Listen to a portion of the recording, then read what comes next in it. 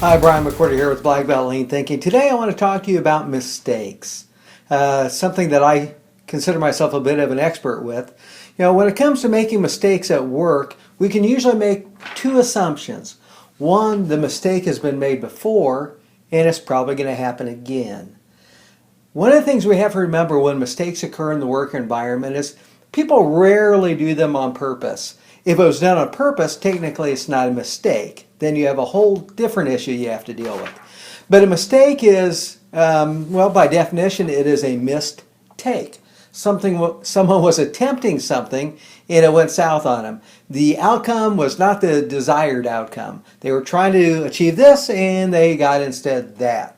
Now, when you look at lean manufacturing, all of the lean tools that you look at, every one of them has at its core surfacing problems. 5S plus 1 is meant to surface problems in the work environment. Heijunka surfaces problems throughout the supply chain.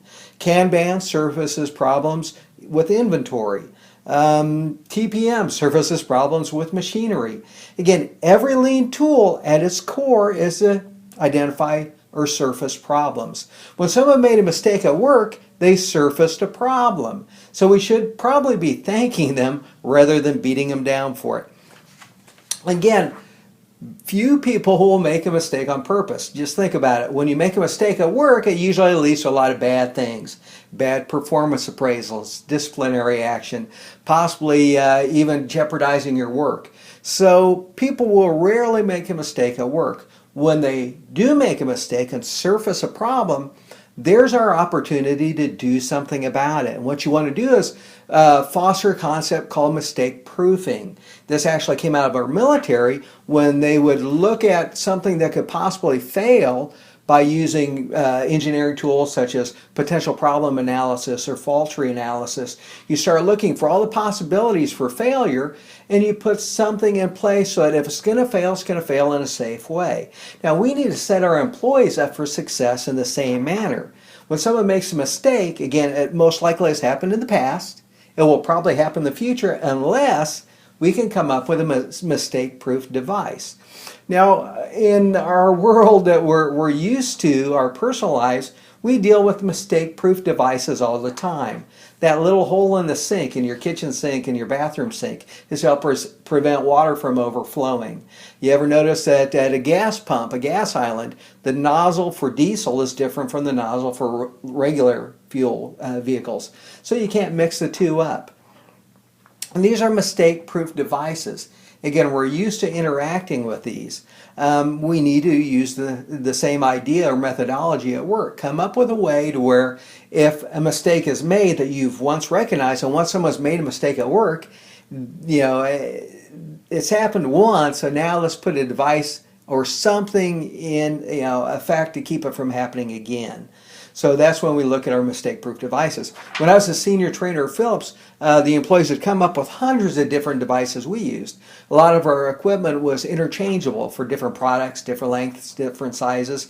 So they would come up with mistake-proof devices so that they would use the right gauges to go with the right equipment. So again, when dealing with the work environment, when someone makes a mistake, let's quit punishing them and start looking for a way to make sure it doesn't happen again. Again, quit punishing the employee and look for a way to set them up for success.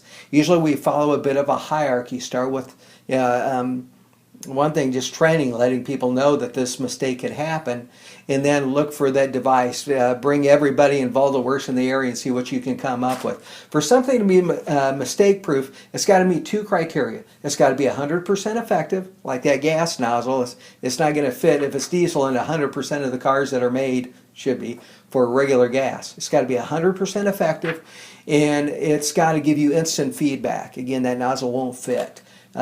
You know that when the water is filling in the sink, it's going to start going through that little hole and not overflowing. You can tell immediately they're working. So that's what we need. We need feedback.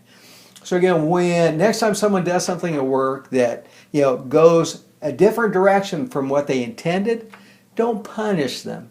Thank them. Bring in the group and let's work for a way to make sure that it doesn't happen again. Let's start setting people up for success. So from now on, those mistakes, they're opportunities. Look for a way to make sure that it doesn't happen again. Thank you. Again, Brian Recorder here, Black Belt Lean. Thank you.